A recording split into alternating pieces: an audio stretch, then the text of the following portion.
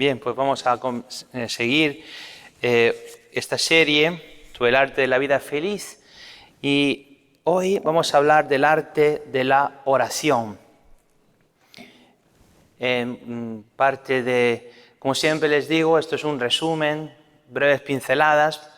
La oración es importantísima. Creo que la cuarta parte del catecismo de la Iglesia está dedicada a la oración. Hay mucho material, pero vamos a hacer un resumen. Y también me he inspirado en una charla que dio hace no mucho tiempo el cardenal sobre la oración. Bien. Quiero comenzar con una pregunta sobre animales. ¿Alguno de ustedes ha visto la televisión o en vivo una ballena saltando? Levanten la mano los que han visto una ballena así saltando por el mar. Okay. ¿Y quién ha visto a un perro a dos patas caminando? ¿Alguien ha visto un vídeo de un perro a dos patas? Muchos de ustedes. ¿Y quién ha visto o ha escuchado a un loro o una cacatúa cantando una canción? En República Dominicana eso es muy común. Yo no sabía que eso existía. ¿Y quién de ustedes ha visto a un animal rezando?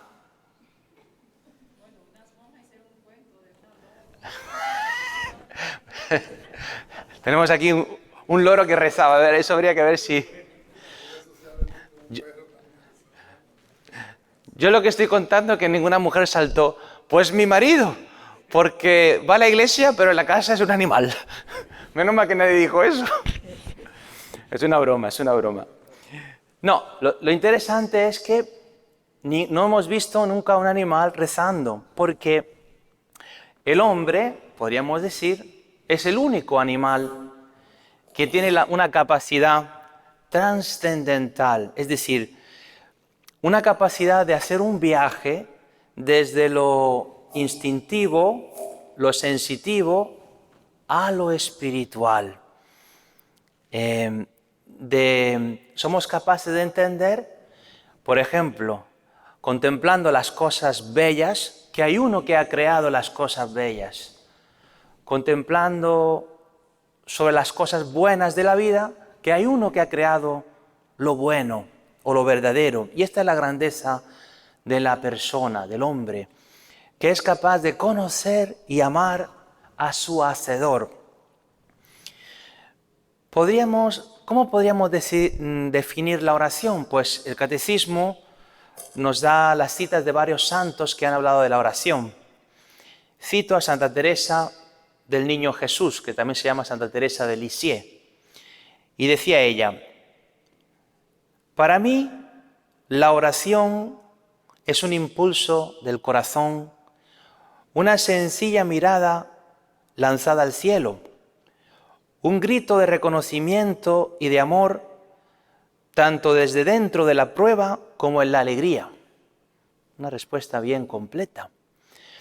Y San Juan Damasceno, que vivió ahí como por el siglo IV, dice: la oración es la elevación del alma o la petición a Dios de bienes convenientes. Fijaros esto de pedirle a Dios bienes convenientes. Esto requiere, también lo dice el catecismo, una actitud de humildad. Es decir, yo me considero un pobre. Dice San Agustín que somos todos mendigos de Dios. Es decir, yo considero que necesito recibir de Dios tanto, porque soy pobre, yo solo no me basto. Y esto es una actitud esencial. Sin esta humildad, si yo considero que lo tengo todo, pues ¿qué le voy a pedir a Dios? Como que Dios ni es necesario, pero cuando más vemos que sin Dios no podemos nada, más nos lanzamos en la oración al Señor. También es muy importante tener en cuenta que primero fue Dios que tomó la iniciativa de buscarnos, de salvarnos, de manifestarse Él mismo. Si no se hubiese manifestado el Señor en la historia de la salvación, nadie podría rezarle, ¿verdad? Sería desconocido. Entonces es el Señor que nos ha amado primero. Él ha entablado una relación y ahora nosotros, con la oración, es una respuesta a este Dios bueno. Muchas veces nosotros queremos acercarnos a Dios con la oración, pero con nuestras condiciones, nuestra exigencia. Pero es lo contrario. Somos nosotros los que debemos acercarnos al Señor para aceptar lo que Él disponga de nosotros. Y por eso, esto como que no está funcionando muy bien. Mira. Sí. A ver si puedes traer el otro que está aquí. Mira, este que está aquí. El fijo, el que está fijo. En este sentido, todos necesitamos entrar en la oración con una actitud de humildad, de confianza,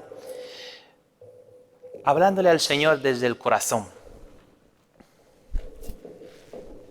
Hacemos una prueba con este. Tráelo. Desenchúfalo. Dámelo así. Solamente tira del cable. Solo tira del cable un poquito. Date el cable un poquito para acá. Okay. Bueno, así todo muy bien. Bueno, yo creo que más o menos este funciona. Bien, estaba diciendo esta actitud que necesitamos de confianza, de humildad. No necesitamos. Y todos necesitamos entrar en el silencio. Mucha gente se iba al desierto. El desierto es un lugar donde no hay personas, el silencio. Una disposición de escucha al Señor, escuchar al Señor en el interior. Y en este sentido, la oración es un regalo. No es tanto una obligación o una imposición, sino es un regalo, un privilegio. Vivimos en un mundo hambriento por una experiencia espiritual. ¿Cuánta gente dice ahora, meditation? Voy a hacer meditación, se pone una musiquilla ahí, voy a hacer yoga. Todo el mundo tenemos una necesidad, ¿verdad?, de conectar con lo trascendental. En el fondo también lo que dé sentido a nuestra vida. Encontrar una paz, una satisfacción, todo eso está conectado también con la oración. Y esta búsqueda de Dios, que podemos decir es universal, fijaros que viene acompañada de parte de Dios de su manifestación. Cuando leemos en el Antiguo Testamento, nos damos cuenta cómo Dios se manifiesta de muchas maneras. Por ejemplo, se manifestó el Señor en el fuego, con el pueblo de Israel la columna de fuego, o con Moisés la zarza ardiente, había como una presencia misteriosa de Dios. Con Elías fue la brisa suave. Sabéis que Elías se metió en una cueva y hubo un terremoto, dice, Dios no estaba en el terremoto. Hubo una tormenta, Dios no estaba en la tormenta. Un huracán, Dios no estaba en el huracán. Pero luego hubo una brisa suave y ahí Elías reconoció que estaba Dios. Pero todas esas eran manifestaciones de Dios, no eran Dios mismo. En la oración también muchas veces uno busca un consuelo espiritual, ¿verdad? Una paz. Pero esta experiencia de la paz, de un consuelo espiritual, no es Dios tampoco. En Jesucristo podemos decir que se ha manifestado, Dios mismo ha bajado. Dios mismo ha bajado. El Hijo de Dios. Felipe, quien me ve a mí, ve al Padre. Dios que era trascendental, más allá de lo experimentable, ahora tomó un rostro humano. Y podemos conocerlo, podemos aprender a amarlo. Bien. Muchos santos han experimentado también, esto lo digo en relación a lo que decía antes del sentir a Dios. Sentir a Dios no es Dios, es distinto. Es decir, tú no puedes puede que no sientas a Dios, pero Dios está. Muchos santos han experimentado lo que se llama la noche oscura del alma. Es decir, que tú cuando rezas no sientes nada. que cuando rezas hay una sequedad en el alma, que rezas y parece que Dios no te responde. La noche del alma, por poneros un ejemplo, Santa Teresa de Ávila pasó por la noche oscura del alma, San Juan de la Cruz, Madre Teresa de Calcuta, experimentamos como una ausencia, pero esto es también una purificación. Los sentimientos bonitos no deben convertirse en lo principal, pueden ser un ídolo. Yo voy a rezar para yo sentirme bien. No. San Juan de la Cruz dice que Dios nos da estos consuelos y después nos los quita para que podamos crecer. En los Evangelios Jesús nos da muchas catequesis sobre la oración. Él mismo es un hombre de oración. ¿Cuántas veces leemos en el Evangelio que Jesús iba a la montaña a rezar?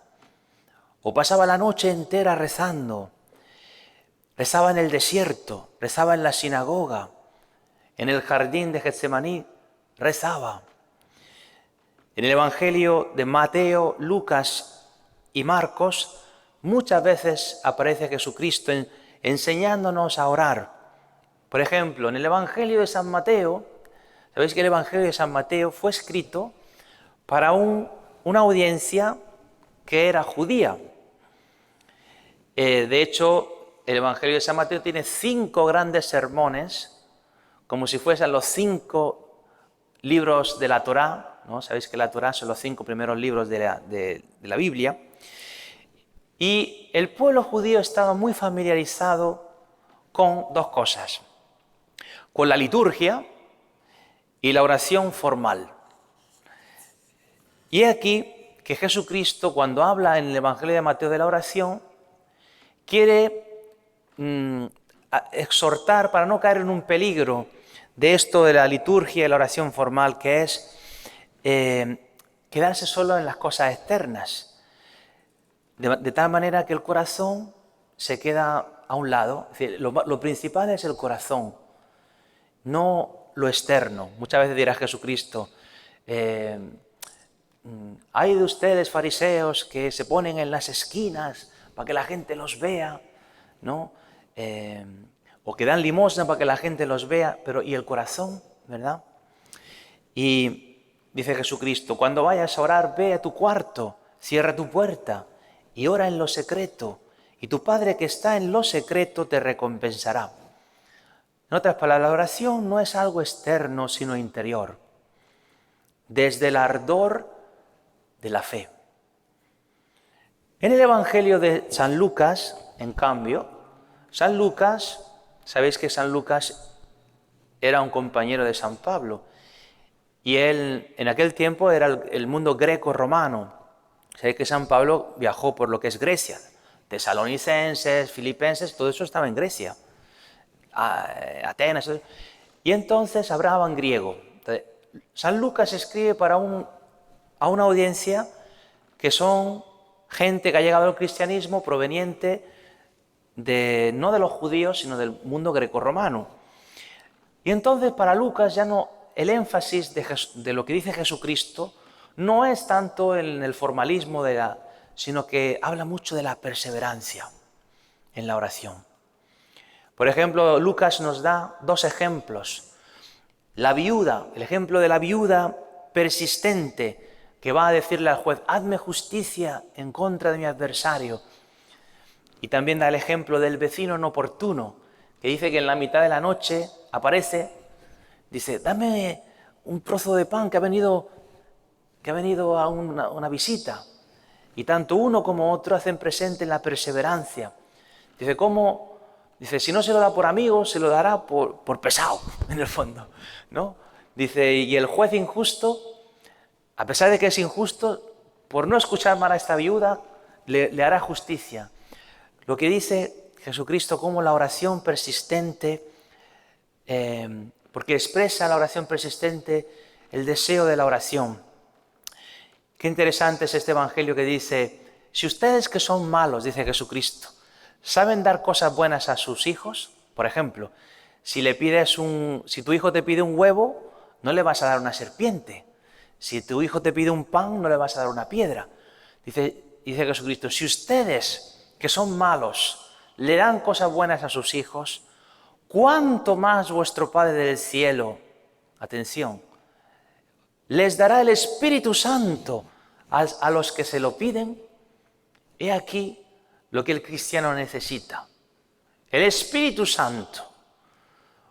Porque os hago presente, hermanos, una cosa. ¿No sabe Dios las necesidades de cada uno? ¿Acaso Dios puede fallar en conocer lo que tú y yo necesitamos para ser? No. Entonces, ¿qué es lo que necesitamos realmente? ¿Pedirle cosas? Pues si ya sabe el Señor lo que necesitamos, ¿no? Lo que realmente necesita el cristiano es el Espíritu Santo, es decir, la vida divina presente en el alma, que vence la muerte. Cuando digo que vence la muerte, es la muerte y todo aquello que nos recuerda a la muerte, ¿verdad? Cualquier evento de sufrimiento nos hace como un daño interior. Alguien deja de querernos, un fracaso, una experiencia adversa, una tribulación. Todo eso es como nos recuerda que somos débiles, que nos podemos morir, que nuestro proyecto de felicidad se puede trastocar.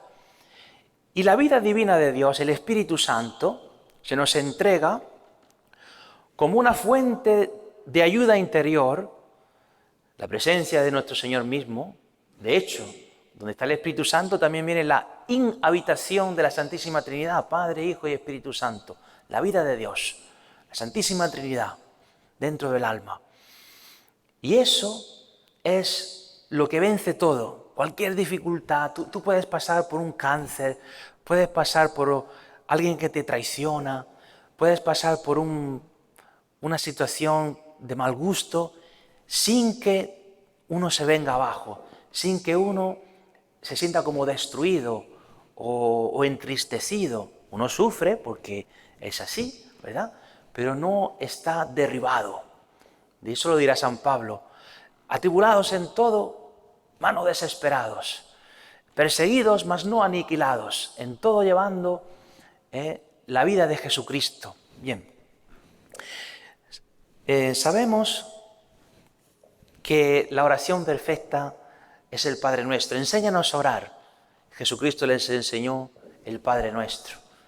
Os doy dos o tres pinceladas sobre el Padre Nuestro, que es el modelo de toda oración. Obviamente comenzamos Padre Nuestro. Significa que Dios es el Padre por excelencia, el Padre más bueno. Toda la paternidad tiene su origen en Dios Padre. El origen y fundamento de la paternidad en el mundo. Un Padre que nos ama, que nos cuida, que nos corrige a veces, pero por amor, que nunca se olvidará de ninguno de sus hijos o hijas, que nunca nos abandonará. Esto de padre tiene una consecuencia. Un padre tiene hijos, ¿verdad? ¿Y cuál es la característica principal de un hijo o una hija? ¿Que se parece a quién? A sus padres, obviamente, ¿no? Si tú ves a mi padre, dirá, el padre del padre Israel es también gordito como él. Ahora entiendo por qué el padre Israel es genética, chicos. Bien, pero yo os pongo un ejemplo. Un perro. Un perro tiene naturaleza de perro, ¿verdad? Ladra y si está contento mueve la cola y cuando va a beber agua lame, no se bebe un vaso de agua, sino que lame. Y cuando tiene perritos, se le parecen, ¿verdad? Porque los perritos tienen la naturaleza de su progenitor. Y entonces yo os pregunto, ¿y los cristianos? Que nos llamamos hijos de Dios. ¿Mas realmente nos parecemos al Padre? Y os repito de nuevo lo que dije antes. Nadie ha visto al Padre, dice Jesucristo. Nadie ha visto al Padre. Pero el que me ve a mí ha visto al Padre. Es decir, si queremos conocer al Padre, miremos al Hijo. Jesucristo, su forma de ser, su forma de amar, lo que Él hacía. Por ejemplo, amar a los enemigos. Eso hacía Jesucristo, a los que le escupieron, lo traicionaron, dice, Padre, perdónales, no saben lo que hacen. Y Jesucristo dirá en el Sermón de la Montaña, al que te abofetee en una mejilla, ofrécele la otra. Al que te obligue a andar una milla, que es una injusticia, vete con él 2. Al que te quite lo que es tuyo, no se lo reclames. Si alguien te pide prestado, no se lo reclames. Y entonces yo te pregunto a ti y me pregunto a mí mismo, ¿y yo tengo esa naturaleza de mi Padre? ¿El amor total? ¿Acaso en el Evangelio hemos leído alguna vez que Jesucristo se quejó de algún sufrimiento? ¿Y yo? ¿Me quejo? ¡Ay, que estoy cansado! Que no tengo ganas, que por qué esto, que por qué lo otro, y que es el presidente o no el presidente, y el de la moto. ¿Yo tengo la naturaleza de mi Padre? Es decir, hermanos, si hacemos el examen, apague, vámonos. Que como hagamos el examen, no sé quién se libra aquí. Estamos un poquito lejos, ¿verdad, hermanos? Este es el camino. Pero primero hay que reconocer. Si leemos la carta de San Juan no tenía, dije, también Jesucristo, dice, si fueses hijo del Padre, dice, hijos de Dios, no me rechazaríais a mí, ¿verdad? Muchas veces tenemos la actitud contraria. Interesante una cosa que diré, lo diré ahora, dice que estás en el cielo. Sabemos que Dios es un otro, es el otro por antonomasia y al mismo tiempo está tan cercano a nosotros. Quiero comentar una cosa a eso. Padre nuestro que estás en el cielo. Pero os presento un pasaje que dice Jesucristo. Dice Jesucristo que mandó a los discípulos de 2 en 2 a predicar y a expulsar demonios y a curar enfermos. Y dice que volvieron los discípulos y contentos. Dice, volvieron los 70 contentos. Y dice Jesucristo, yo veía a Satanás caer del cielo como un rayo. ¿Os acordáis de este pasaje? Yo veía a Satanás caer del cielo. Un momento, pero no está Dios en el cielo. ¿Qué hace Satanás ahora en el cielo? Que tiene que caer como un rayo. ¿Cómo que Satanás está en el cielo? ¿Quién lo puso en el cielo? Amigo, tú y yo lo hemos puesto en el cielo. Por eso dirá Jesucristo, ustedes tienen otro Padre. Es decir, cuando no soy un hijo de Dios, atención, que soy un hijo de otro, el demonio. Atención que estamos en esta batalla grandísima. Batalla grandísima. Eso a mí me pone los pelos de punta. Digo, yo quiero ser un hijo de Dios. A mí que no me digan que soy un hijo del demonio. Hijo de Dios. Pero interesante esto, interesante. Bien, santificado sea tu nombre. Esta petición, Dios es santo, pero pedimos que sea santo en nosotros. Su nombre sea santo en nosotros cuando lo alabamos, cuando le agradecemos, cuando lo adoramos, cuando le damos gracias y gloria a través de nuestras obras. Venga tu reino, hágase tu voluntad. Atención, que a veces parece que tenemos la oración contraria. Venga mi reino, hágase mi voluntad. Por eso necesitamos, hemos dicho antes, una actitud de humildad, de obediencia, de sumisión, de acatar los designios de Dios, de ser pequeño. Dirá San Juan de Bautista, es necesario que Él crezca y que yo disminuya. Esta es la oración del cristiano. Es necesario que Cristo crezca en mi interior y que yo disminuya. Muy importante esto. Hay 2 oraciones muy prominentes en el Nuevo Testamento. Una es de la Virgen María. Hágase en mí según tu palabra. Hágase tu voluntad. En el Padre Nuestro, hágase tu voluntad. Y también Jesucristo en el Getsemaní, no mi voluntad, sino tu voluntad. Esto es esencial. Entrar en esto es entrar con fe en la petición más perfecta que haya, que es conformar nuestra voluntad a lo que Dios quiera. En ambas oraciones se nos enseña a buscar la voluntad de Dios con confianza. danos hoy nuestro pan de cada día. A veces queremos acumular, ¿verdad? Queremos tener una seguridad para el futuro. Asegurarnos la vida a través de mis seguridades humanas. Pero os pongo un ejemplo que está en la Biblia. El maná en el desierto. Dispuso Dios que cada día, cuando el pueblo de Israel se levantaba, encontrasen esta especie de harina o grumos que había ahí, el maná. Y decía, recójanlo y hagan el pan. ¿Y qué hacía el pueblo? Dice, bueno, voy a agarrar el doble, vaya que mañana no caiga, ¿no? ¿Y qué pasaba? Que cuando lo guardaban no sé, un armario o lo que sea, al día siguiente estaba podrido, ¿verdad? Porque danos hoy nuestro pan, ya Dios sabe lo que necesitamos, tanto a nivel físico como espiritual. Esto es la importancia de confiar en la divina providencia. No puede uno ser cristiano sin confiar en la divina providencia. En la oración lo más importante es la confianza. Decía antes, el ardor de la fe, el amor, la fe en el corazón. Si me pedís algo con fe, lo conseguiréis. Si le diréis a esta montaña, muévete, se moverá. Pedir con fe. La oración en realidad transforma el corazón del que ora. Lo hace agradable a Dios, lo hace un amigo de Dios. ¿Cómo consiguió? Es decir, ha habido personas que eran verdaderos intercesores. Y de hecho en el cielo, ¿qué hacen los santos? Interceder por todos nosotros, para que en atención al amor que ellos, a cómo ellos se entregaron, se donaron, Dios tenga misericordia, de una gracia especial, sea como un impulso a la voluntad.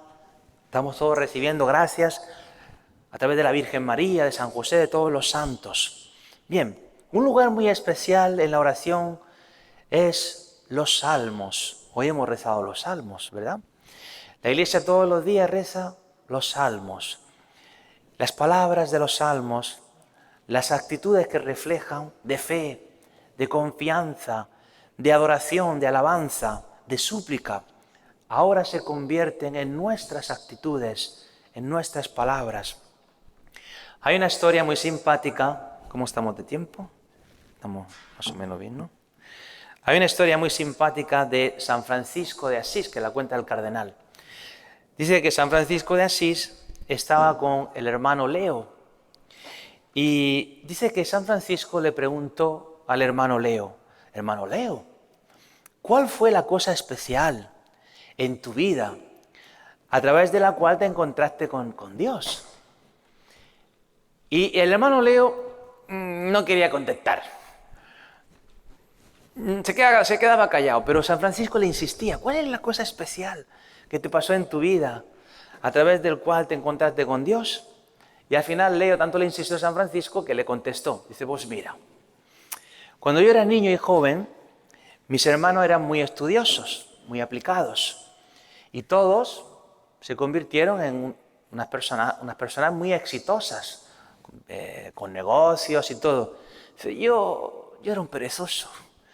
Y yo lo que me gustaba era irme al campo y contemplar la naturaleza, los animales. Y yo decía, pero wow, tiene que haber un Dios tan bueno, porque para haber creado tantas cosas tan bellas. Dice, así que San Francisco, yo siendo perezoso fue como me encontré con el Señor. Es una broma, ¿no? Pero en el fondo no es que la enseñanza de esto es que hay que ser perezosos. La enseñanza es que contemplando, la contemplación es un camino para ir a Dios. Como estamos en el tiempo, voy a resumir un poquito.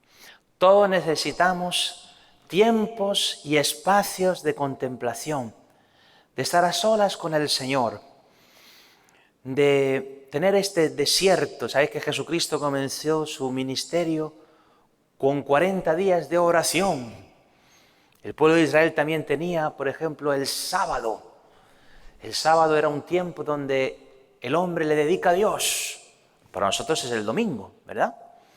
Pero para el pueblo de Israel era un día, dice, 6 días trabajarás y uno descansarás. ¿Para qué? Para la contemplación, para expandir el corazón, contemplar a Dios que ha creado todo, darle gracias.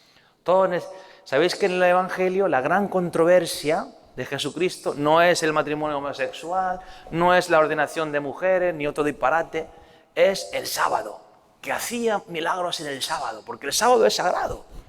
Es decir, fijaros los judíos, hay que descansar, hay que contemplar todavía hoy. Y todos nosotros necesitamos tener esta experiencia del Shabbat. Significa un tiempo de dedicarle a la vida espiritual. Y cada uno tendrá también sus devociones particulares, su rosario, sobre todo la adoración eucarística. Entre todas las formas de oración, la adoración eucarística es una de las más sublimes. La oración personal, la oración con la palabra de Dios. Vivimos en un mundo muy ajetreado. El activismo es la gran tentación, en que nuestro tiempo está consumido por el trabajo y por el entretenimiento. O estoy trabajando o me estoy distrayendo con el teléfono, con el internet, con la televisión. ¿Y el Señor? Uno le dedica tiempo a lo que ama.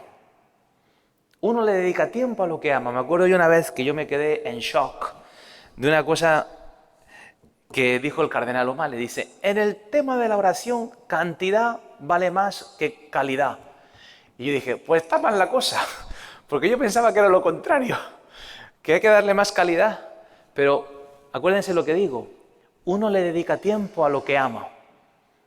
Si uno le dedica al teléfono 7 horas al día y al Señor 10 minutos, ¿a quién amo más yo? ¿Al teléfono? Me acuerdo yo que un predicador decía, los curas, vengan aquí y pongan delante la computadora o la Biblia. Decide a quién quieres servir. ¡Wow!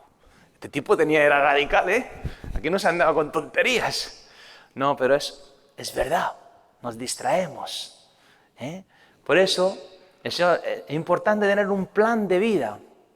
Es decir, tú tienes tu calendario, ¿has puesto la oración? ¿He puesto la oración en mi calendario? No, yo voy a rezar si me queda tiempo.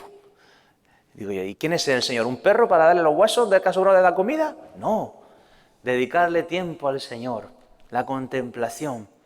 Cuanto uno más contempla a Dios, más feliz es, más despreocupado. Porque dice, el Señor está en mi vida, pues Él se encargará, ¿no? Uno crece en todo, en todas las virtudes.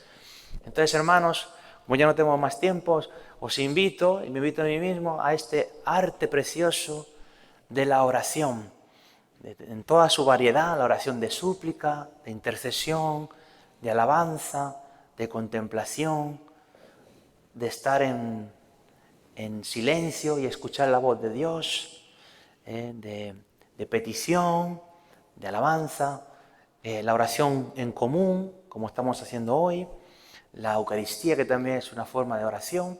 Bien, pues damos gracias al Señor que nos regala este don precioso de poder buscarlo, adorarlo a través de la oración, y que seamos todos unos buenos adoradores, unos buenos orantes, personas llenas de oración, como el incienso que se ofrece en la iglesia, que seamos como ese incensario que echa el buen humo y el buen perfume de la oración hacia Cristo, por nosotros y por el mundo que nos rodea.